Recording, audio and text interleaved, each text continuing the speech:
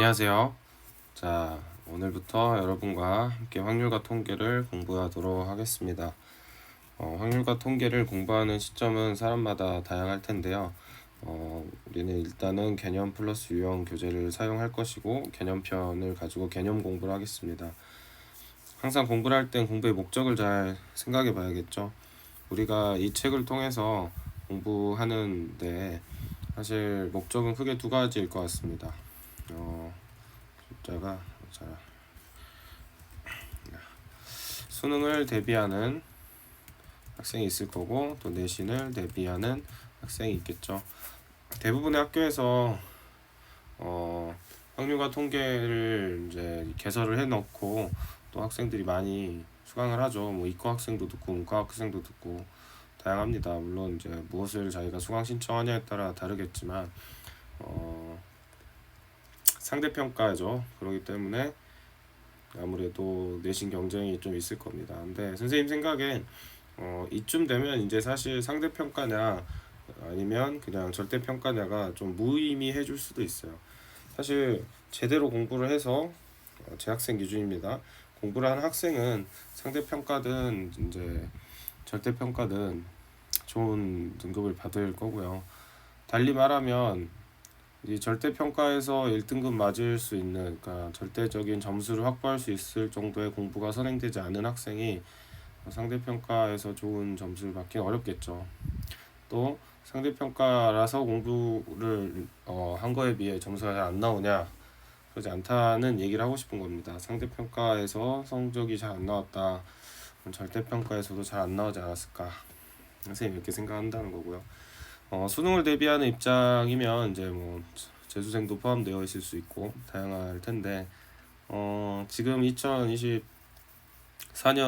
기준에서 개정된 수능까지 생각했을 때 사실 가장 공부 가성비가 좋은 내용은 이 책이죠. 확률과 통계죠. 아마 수능이 내신보다 훨씬 어렵기 때문에 수능을 대비하기 위해서는 좀 더 플러스 알파로 공부를 해야 되는 요소가 있습니다. 그리고 이 책 개념 플러스 유형을 말하는 게 아니라 확률과 통계의 단원이 그나마 좀 흐름을 덜 타는 선택 과목이다 생각을 해요. 이유야 다양하겠지만 아무래도 이제 확률과 통계를 선택하는 학생들 군집이 미적분보다는 아무래도 조금 학습 그 수준이 조금 낮은 편이기 때문에 여기서는 뭐 큰 이슈들이 많이 생기지는 않았던 것 같습니다. 하고 싶은 얘기가 뭐냐면 수능을 대비할 수도 있고 내신을 대비할 수도 있고요. 그에 따라 학습의 기조가 좀 다르긴 하지만 어쨌든 개념이 중요하다. 정확한 정의를 알고 정확한 개념을 잡는 게 중요하다. 이 얘기를 일단 하고 싶었던 거고요. 열심히 해야 한다. 이런 얘기를 좀 드려봅니다. 다만 이제 좀 수능에 맞춰서 좀 최적화된 스킬을 많이 배울 것이냐, 그러지 아니할 것이냐, 이건 좀 선택의 문제겠죠. 그래서 선생님은 아무래도 수능을 대비하지만 내신도 생각을 해야 하기 때문에 너무 느리게 나가진 않을 거고 좀 축약해서 빠르게 나갈 계획입니다. 무슨 말이냐면 조금 구체적인 설명은 나중에 문제풀이 할 때 하더라도 지금 여러분이 정확한 정의를 아는 걸 목표로 하겠다, 이런 뜻입니다. 이 단원 구성을 보시면요, 경우의 수가 먼저 있고 다음 확률, 통계, 이렇게 어느 선택 과목이나 마찬가지로 세 단원으로 구성이 되어 있고요. 수능에서 8문제 출제가 되죠. 현재 기조에서는요. 그리고 내신이면 이게 이제 두 번으로 쪼개서 보는 학교가 있고 학교들마다 다양해가지고 그거는 이제 뭐라고 얘기하기가 어렵습니다. 이걸 1학기 때 여기까지 나가고 2학기 때 뭐 여기만 나가고 이런 학교도 있고 한 학기 다 나가면 중간 기말 나눠서 보는 학교도 있고. 네, 특이점은 아무래도 수능은 여기 전체에서 8문제니까 사실상 한 단원에서 2개에서 3개밖에 안 나오죠. 그러니까 중요한 문제들이 사실 정해져 있고 그런 것들을 잘 대비하는 게 중요합니다. 키포인트가 정해져 있다는 거죠. 내신은 가령 뭐 여기까지 중간고사야 또는 뭐 여기까지 중간고사야 뭐 이런 식으로 쪼개질 텐데 그러면 이제 중간고사 문항들이 다 집약해서 나오겠죠. 열 몇 개가 나올 텐데 그러면 상당히 내신 틱한 다양한 유형들을 잘 골고루 봐야 한다, 이런 차이가 있겠습니다. 그리고 또 선택 과목 중에 확률과 통계는 수학 하죠. 수학 하에 있는 경우의 수 단원, 거기에 있는 경우의 수랑 순열 조합 내용을 선행하셔야 합니다. 당연히 알고 있다는 전제하에 강의를 시작을 할 거예요. 그래서 만약에 이제 이 수업을 듣기에 앞서서 여러분이 자 NCR, NPR 했을 때 뭘 내가 못 적는다, 또는 5팩토리얼 했는데 얼마인지가 빠르게 안 나온다, 그러면 다시 복습을 하셔야 합니다. 여기서 적어도 공식 2개를 적을 줄 아셔야 되고, 여기서도 최소한 2개는 적을 줄 아셔야 되죠. 그리고 이제 이 둘로 이루어진 식도 적을 줄 아셔야 합니다. 한번 여러분이 멈춰놓고 공책에 적어보세요. 그래서 못 적는다 그럼 반성을 하시고 복습을 하셔야 한다는 뜻이에요. 그래서 줄줄줄 적을 수 있어야 합니다. 이제는 뭐 이 식의 의미다 뭐 이런 걸 다 떠나서 그냥 체화돼서 이게 나오는 상황이어야지, 그래야지 시험을 볼 수가 있겠죠. 여길 공부할 수 있는 준비가 되었다라는 거예요. 선생님이 예전에 수업할 때 했던 이야기들 여러분이 잘 기억하시고 있으면 좋겠습니다. 그래서 여기서는 선생님이 n-r 탈락 뭐 이런 얘기도 했었죠. 그렇기 때문에 NPR은 식이 하나 더 있죠. n-의 n-r 탈락. 이걸 종합한 식으로는 이렇게 애시당초 NPR이라는 것 자체가 NCR 한 걸 나열하는 거죠. 계승하는 겁니다.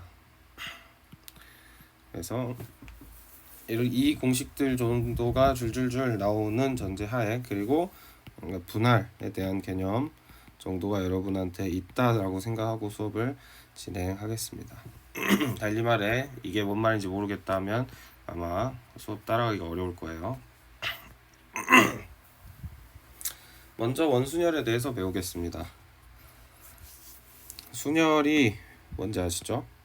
순열은 순서가 있는 거였어요. 원순열은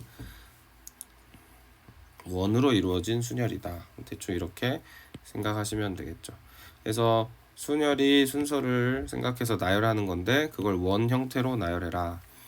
그러니까 원형으로 배열하는 순열이다. 이렇게 생각하시면 되겠습니다. 여기서 이제 생각하셔야 되는 건 이런 거죠. 원탁이 있고요. 원탁이 있고 엄마, 아빠, 형, 나, 이렇게 4명의 가족이 있다고 합시다. 4명의 가족이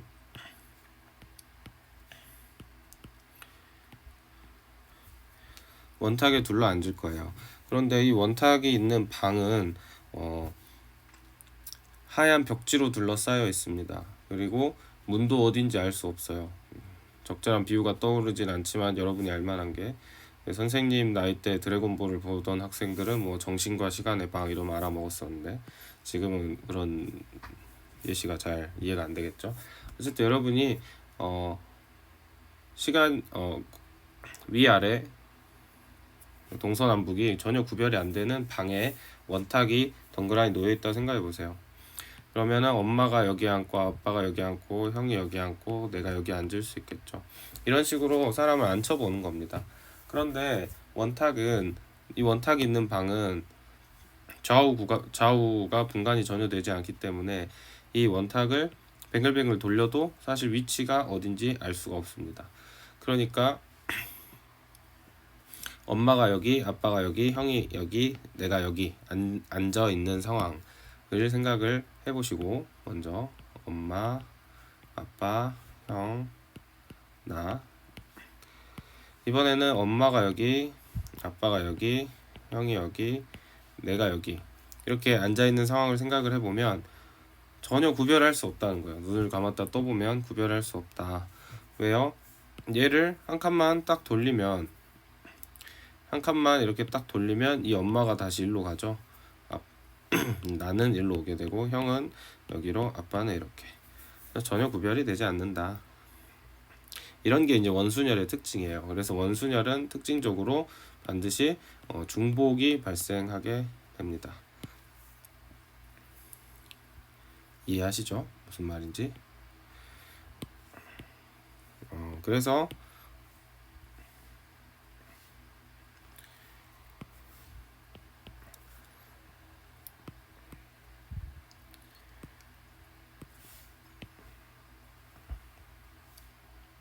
이 친구를 복사를 해서 하나 똑같이 그려보면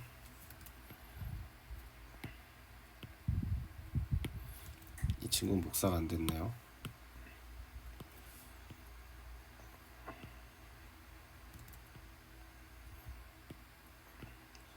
자, 이렇게 복사를 해서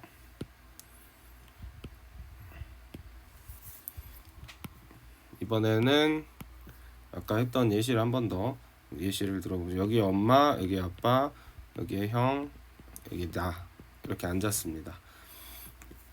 이렇게 앉았다 하더라도 이 녀석을 90도만큼 회전시키면 얘랑 완전히 같죠. 그래서 결론적으로 이렇게 앉거나 이렇게 앉거나 다 뭐하다? 중복이다 라는 이야기입니다. 이런 중복을 고려해 주는 걸 원순열에서 우리가 해야 할 일이죠. 이 그림을 통해서 예시를 보시면 ABCD로 앉거나 ABCD로 앉거나 ABCD로 앉거나 ABCD로 앉거나 결국에는 원순열이기 때문에 이 원형 탁자를 돌려버리면 서로 똑같다 이런 이야기입니다. 그래서 중복이 발생한다 이렇게 생각하시면 되겠어요. 그래서 이 ABCD를 우리가 나열하는 방법은 자리가 4개니까 4팩토리얼이잖아요. 근데 이 4팩토리얼 안에는 총 몇 개의 중복이 있냐? 얘네들은 다 사실상 뭐다? 하나랑 같다. 그냥 ABCD다. 그래서 ABCD랑 중복되는 게 총 4개이기 때문에 얘를 4로 나눠주셔야만 실제 문제가 발생하지 않는다. 이렇게 기억을 하시면 되겠습니다. 이게 첫 번째 방법이에요. 자, 근데 이 원순열의 상황을 여러분이 조금 생각을 해보셔야 되는 게 만약에요, 이 원순열의 방에 여기에 간단하게 화분이 이렇게, 화분이라 하면 되게 못생겼는데 대충 이해하시죠? 대충 이런 화분이 하나 놓여 있어요. 여기 그대로 화분이 이렇게 놓여 있었겠죠. 그러면 이때는 엄마가 여기 앉은 거랑 엄마가 여기 앉은 거가 같나요? 다르나요?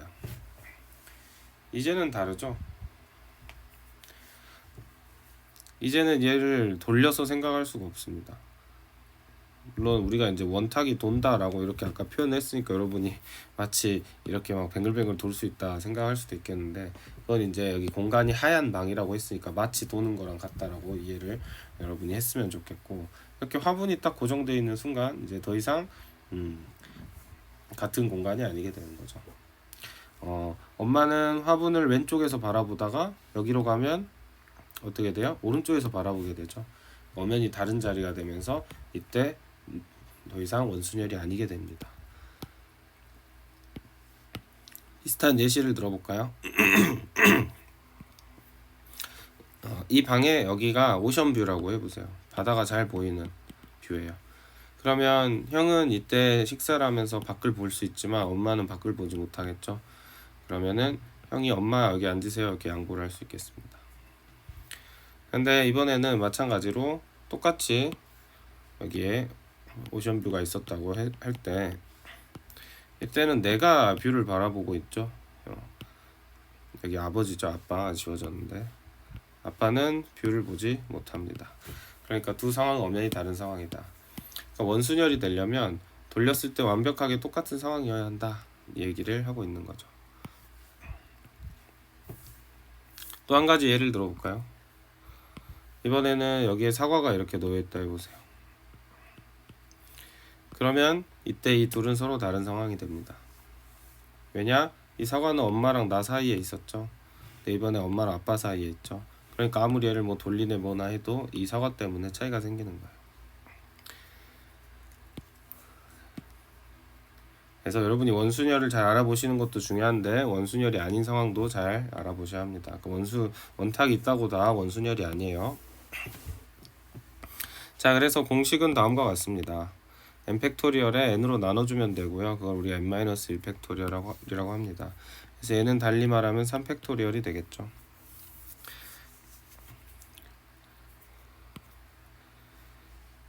그래서 원순열을 구하는 방법은 이렇게 중복을 나눠준다. 이게 첫 번째 방법입니다. 근데 이제 한 가지 방법이 더 있어요. 여기가 이제 방법 1이고요. 나눠주는 거. 방법 1. 방법이 하나 더 있어요. 두 번째 방법은 뭐냐면 바로 한 명을 고정하는 거예요.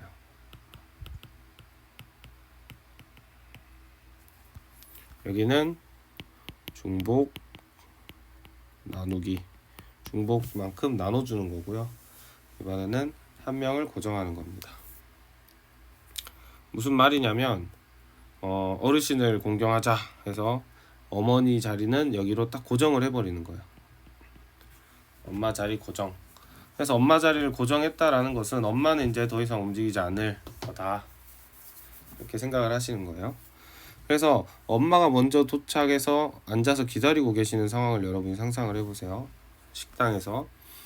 그럼 이제 나머지 세 가족이 도착했겠죠. 아빠가 형과 나를 데리고 식당에 도착했습니다. 어머니는 이미 앉아 계세요.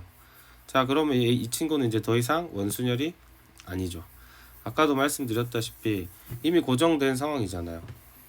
그러면 이때는 엄마 옆자리, 엄마 맞은편, 엄마 오른쪽 왼쪽 이런 식으로 다 구별이 되기 시작합니다. 더 이상 원순열이 아닌 거예요.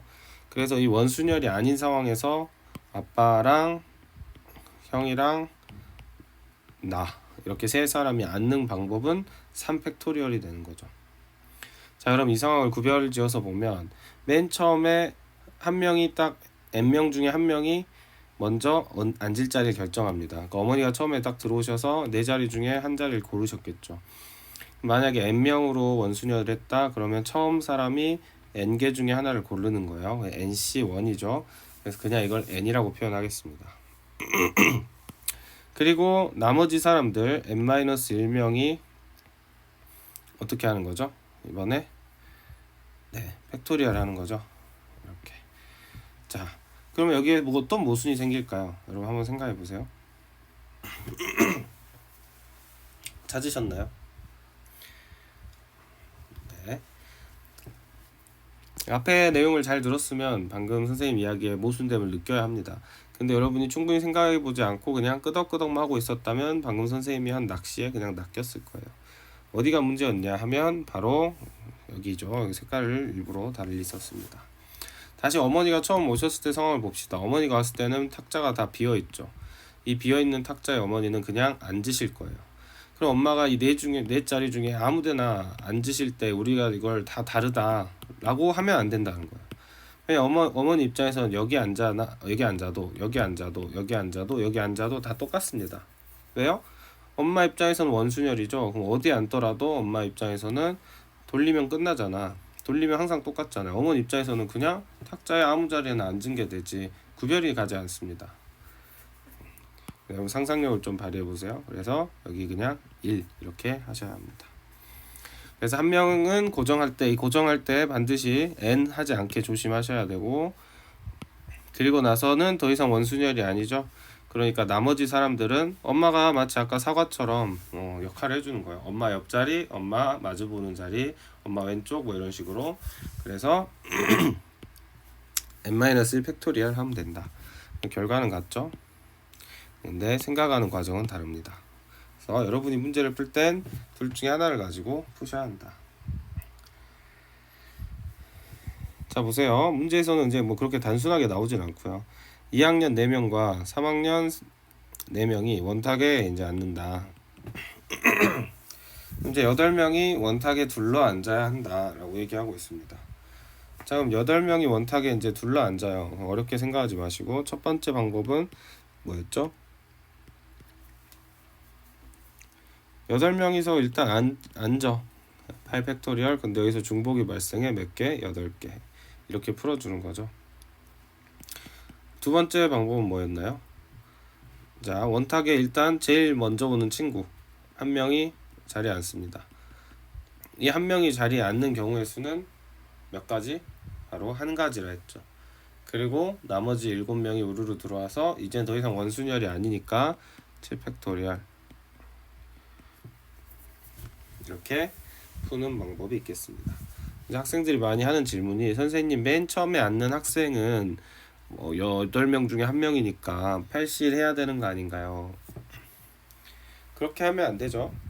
그렇게 하면 중복이 또 발생합니다. 여러분 한번 생각해 보세요. 왜 중복이 발생할지. 8명 중에 1명을 골랐어요 라는 말 자체에서 2명의 경우에만 생각해 보면 돼요. 자, 만약에 내가 A가 여기 앉았어. 그런 다음에 여기서부터 B, C, D 짜라라랑 앉았다 해보세요. 이 경우랑 처음에 B가 여기 앉았어. B가. 그런 다음에 여기 A, C 짜라라 앉으면 중복되죠. 그래서 처음에 한 명을 고르는 걸 해버리면 중복이 발생하니까 하면 안 된다. 처음에 한 명은 아무나 그냥 들어와서 그 사람이 앉았다 생각하시고, 그러면 더 이상 원순열이 아니니까 그때부터는 n-1 팩토리얼로 문제를 풀 수 있다. 이렇게 생각을 하셔야겠죠. 자, 두 번째, 2학년 학생끼리 서로 이웃하게. 자, 이게 이제 고등학교 1학년 내용이 나오는 거죠. 이웃하라. 자, 여러분 이웃하면 어떻게 했어요? 이웃하는 건 묶었죠.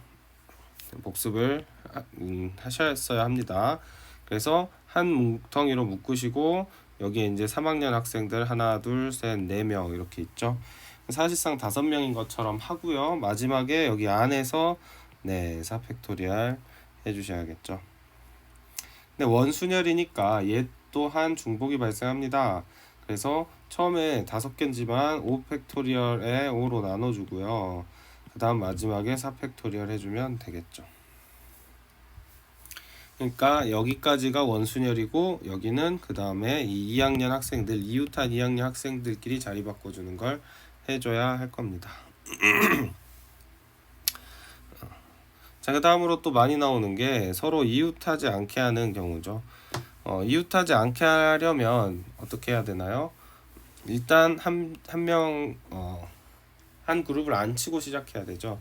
그래서 여러분이 일렬로 세울 때 이웃하지 않게 하는 거 이런 거부터 먼저 잘 알고 계셔야 합니다. 자, 생각을 해봅시다. 만약에 여기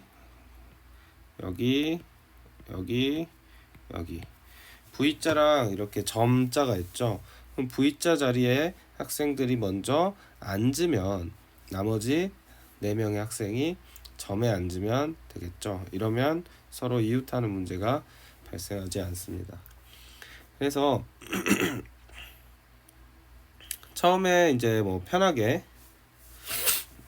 이웃해도 상관없는 3학년 학생들을 먼저 자리에 앉혀 보자고요. 그때 이제 여러분이 생각을 잘 하셔야 되는 게 처음에 이제 어떻게 앉아야 돼요? 4명이서 앉을 때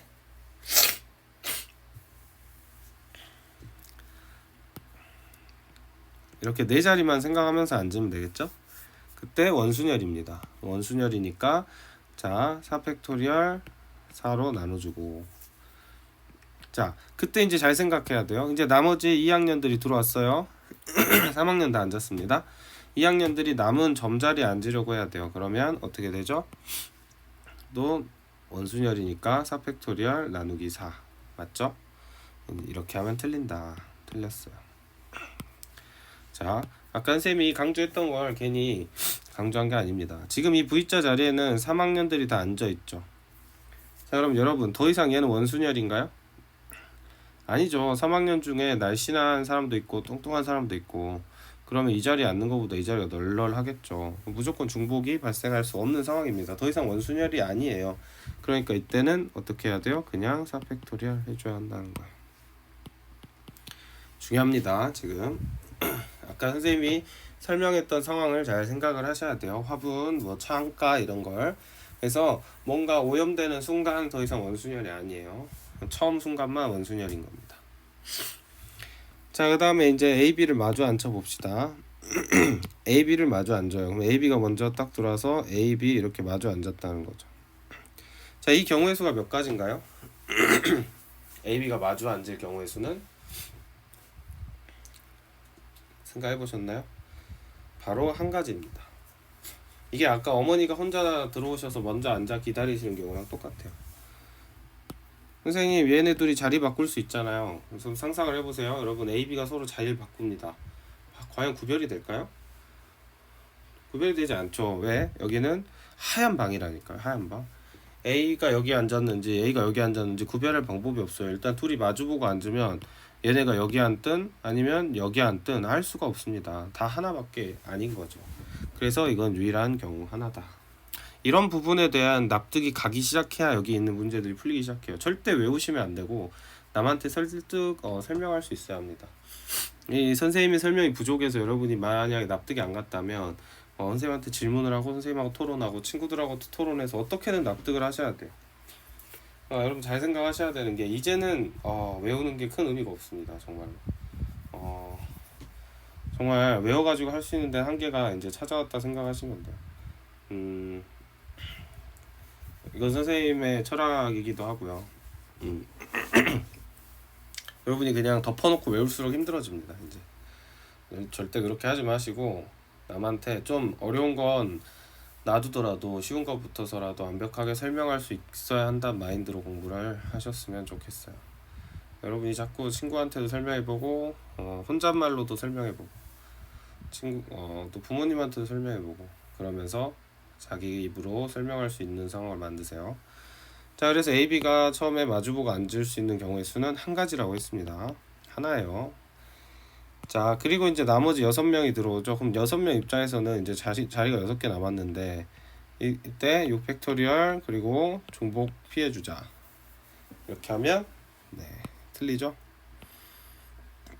계속 강조하는 거지만 더 이상 원순열이 아니다. 이제는 분명히 이 자리에 이름이 있죠. A 옆자리, B 옆자리 이렇게 이름이 다 있죠. A의 오른쪽 자리, A의 왼쪽 자리. A의 오른팔에 있는 쪽, 왼팔 있는 쪽 다를 거 아니에요. 그렇기 때문에 더 이상 원순열이 아니다. 6팩토리얼 이렇게 해주시면 되겠습니다.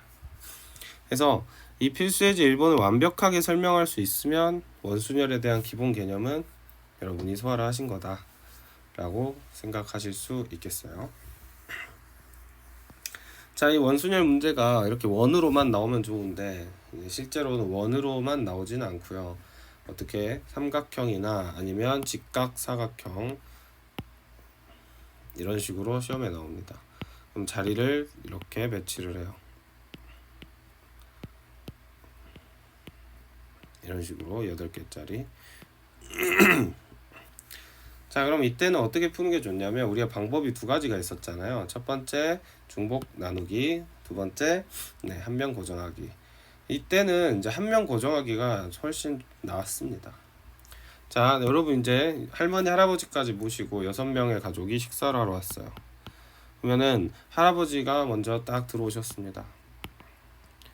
할아버지가 오셔서 앉는 순간 이제 원순열이 아닌 거예요. 그럼 그 전에 왜 얘가 원순열이야 라고 여러분이 생각할 수 있잖아요. 얘도 보세요. 이 친구를 딱 60도 돌리면 어떻게 돼요? 여기가 일로 갔지만 그래도 똑같은 모양을 유지하죠. 여기가 하얀 방이라고 생각하면 또 구별이 안 갑니다. 구별이 안 가요. 그런 부분에서 중복이 발생한다는 거죠. 단 여기서는 모든 것에서 중복이 발생을 하지는 않습니다. 중복이 발생하는 경우가 원보다는 좀 덜해요. 그러니까 얘는 6팩토리얼 해가지고 6으로 나눠주면 안 돼. 왜? 여기 A가 여기 앉고 B가 여기 앉은 상황이랑요 A가 여기 앉고 B가 여기 앉은 상황은 엄연히 다릅니다. 왜요? A가 오른손잡이라고 생각해보세요. 밥 먹을 때 편하겠죠? 근데 이번에 A가 여기 앉고 B가 여기 앉아요. 오른손잡이라 생각해보세요. 불편하겠죠? 그래서 이건 확실히 구별이 돼 있다. 그래서 이때 중복이 원보다는 덜 발생해요. 중복이 몇 개 발생하냐 그걸 생각을 해봐야겠죠. 여기서는 중복이 3개 발생합니다.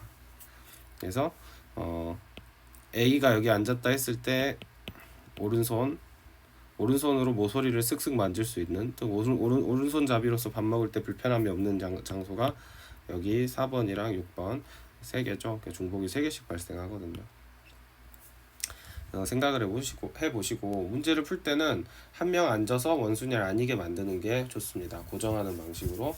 다시 이제 6인 가족 중에 할아버지가 먼저 들어오셨어요. 그래서 할아버지께서 먼저 삼각형 테이블에 앉으십니다. 그러면 할아버지를 이번에 앉히는 경우의 수는 몇 가지일까요? 참고로 아까 원이었으면은 할아버지가 어디 앉으셔도 다 구별이 안 가기 때문에 한 가지다 라고 말씀드렸습니다. 자, 이때는 몇 가지일까요? 네, 3가지라고 한 친구 있나요? 이때는 2가지입니다. 할아버지가 앉을 수 있는 건 2가지예요. 어떻게? 할아버지 입장에서 오른쪽으로 책상을 모서리를 만지는 경우랑 왼손으로 책상 모서리를 만지는 경우밖에 없어요. 제가 할아버지가 오른손잡이면 여기 앉으시겠고 왼손잡이면 여기 앉으시겠죠. 그러면 할아버지가 여기 앉거나 여기 앉거나 여기 앉거나는 테이블을 돌려버리면 구별이 안 갑니다. 하지만 세모는 구별이 가죠. 그래서 할아버지가 처음에 앉을 수 있는 선택은 2가지. 이번은 자, 근데 할아버지가 어디 앉아도 상관없어요. 할아버지가 여기 앉았다고 해봅시다. 자, 그럼 대표성의 원리죠.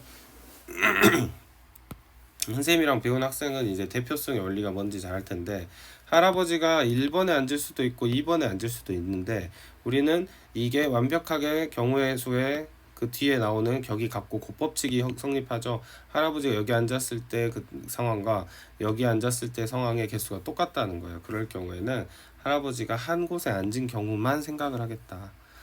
그리고 나서 2번째 거는 또 할 필요 없이 앞에랑 개수가 같겠지라고 생각하겠다. 그래서 이럴 때는 대표성의 원리를 사용해 주는 겁니다. 그래서 앞에 선생님이 강의해놨던 경우의 수 강의를 잘 들은 학생은 이제 대표성의 원리 했을 때 알아먹었을 거라고 생각할게요. 만약에 이게 대표성의 원리가 뭔지 잘 모르겠다 하는 학생은 반드시 다시 복습을 하던지 아니면 선생님한테 개인적으로 질문을 해서 한 번 정도 설명을 들어야 한다, 이렇게 말씀을 드릴게요. 자, 할아버지가 1번 자리, 그러니까 이 자리에 앉는 걸 대표로 생각을 해보면 그 다음에 이제 나머지 5인 가족이 들어오죠. 5명이 이제 나머지 들어왔어요. 그럼 할아버지가 이미 앉아 계시네요. 그럼 더 이상 원순열이 아니죠. 할아버지께 인사를 하고 나머지 자리에 사람들이 도란도란 앉을 수 있는 경우의 수는 5팩토리얼이 되겠습니다. 자, 이때 곱하기라는 뜻이죠. 그래서 대표성의 원리를 생각해서 하나 놓고 그냥 생각하면 돼요. 선생님 여기는 안 했잖아요. 여기가 포함된다고, 이에. 할아버지가 여기 앉은 경우도 5개, 여기 앉은 경우도 5개, 5팩토리얼. 그래서 여기 2라고 곱했다, 이런 말씀입니다. 잘 정리를 하십시오. 자, 그러면 이런 경우는 어떻게 봐야 하나요? 자, 이때는 또 이제 몇 명이야? 12명이 왔어요. 12명이 식사를 하러 왔어요. 여러분 친구들이랑. 여러분이 제일 먼저 들어왔어요. 그럼 자, 이번엔 여러분이 앉았을 때 구별이 될 수 있는 자리가 몇 개일까요? 이렇게 대각선을 그어 보시면 여러분이 이 자리에 앉은 경우랑 이 자리에 앉은 경우는 일단 다르다는 거 알겠죠? 여기는 4인석이고 여기 2인석이니까 다르겠죠? 그리고 2인석 안에서도 여기하고 여기는 다릅니다. 아까 말씀드렸죠. 왼손잡이, 오른손잡이. 자, 그 다음에 여기 안에서도 이 자리는 옆이 비어 있고 가운데 자리는 또 오른쪽에 2명 있는지 왼쪽에 2명 있는지 분명히 다르죠. 그러니까 이 총 6개의 자리는 다 다른 자리예요. 근데 여기는 누군가와 같은 자리입니다. 누구랑? 여기랑. 여기 오른손 쓱쓱 만질 수 있죠. 네. 그래서 여기도 마찬가지로 여러분이 제일 먼저 들어왔어요. A가 앉을 수 있는 데는 총 6군데다. 아까 말씀드린 6군데. 그래서 A가 처음에 이제 6개 중에 한 군데를 골라서 앉았고, 그 다음에 이제 나머지 11명이 들어오면 더 이상 원순열이 아니니까 11 팩토리얼, 이게 답이다. 이렇게 생각을 해주시면 되겠습니다. 그래서 관련된 문제는 필수예제 3번이었던 것 같은데, 3번에 가서 보시면요, 8명이 지금 탁자에 앉는다. 어떻게 해야 하냐? 자, 그러면 8명 중에 대표가 한 명이 와서 앉을 수 있는 자리를 물색을 해보면 여기 아니면 여기죠. 그래서 둘 중에 하나, 그래서 2개고요. 그 다음에 이제 나머지 7명이 와서 앉는 경우를 생각해 볼 수 있겠습니다. 앞에서 설명한 거랑 똑같기 때문에 여기서는 추가로 설명하지 않겠습니다. 선생님 이렇게 하는 거 아닌가요? 이거 아니죠. 왜 약간 이렇게 했어요? 그러니까는 직각삼각형이었죠. 직사각형. 네, 지금은 물론 해도 직사각형이지만 정사각형이잖아요. 정사각형이면 여기랑 여기를 구별할 그러니까 여기랑 여기가 같습니다. 구별할 필요가 없겠죠. 그래서 아래 문제들도 똑같은 원리니까 풀어보십시오. 답이 보이셨으면 좋겠는데. 네. 네, 다 설명을 드렸으니까 한번 풀어보시면 좋겠습니다. 어렵지 않습니다. 자, 원순열 중에 이제 도형 색칠하기 문제. 그래서 이제 여기서 또 색칠하기 개념이 안 잡혀 있으면 또 곤란한데요. 오른쪽 그림과 같이 합동인 4개의 정사각형이 이루어진 4개 영역에 서로 다른 4가지 색을 모두 사용하여 칠하는 경우의 수. 단 회전하며 일치하면 같은 것으로 본다. 예전처럼 이제 풀 수는 없다. 원순열을 고려해야 한다. 이런 말이죠. 자, 그러면 이때 딱 보면 가장 가운데가 눈에 띄입니다. 그래서 가장 가운데에다가 여러분이 색깔을 칠하시면 되겠죠. 여기 이제 기역, 선생님은 기역, 니은, 디귿, 리을이라는 색으로 칠해요. 물론 빨주, 노초 뭐 이렇게 할 수 있지만 글씨 쓰는 게 귀찮으니까 기역, 니은, 디귿, 리을로 이제 구별하겠다는 거죠.